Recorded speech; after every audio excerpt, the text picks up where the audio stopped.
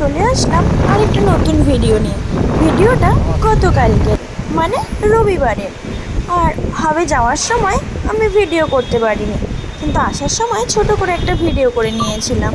আর রবিবার মানেই আমার বড়মশাইয়ের ছুটির দিন, তো রবিবার করেও একটু তাড়াতাড়ি আমাকে নিতে চলে আসা হাবের থেকে।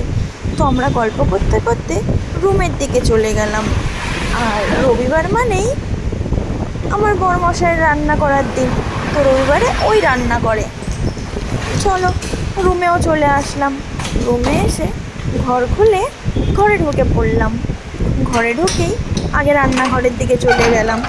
বড়মশাই কী রান্না করেছে সেটাও তো দেখতে হবে। চলো দরজা খুলেই আগে রান্নাঘরের লাইট জ্বালিয়ে রান্নাঘরে দেখে নিচ্ছিলাম বড়মশাই কী রান্না করেছে।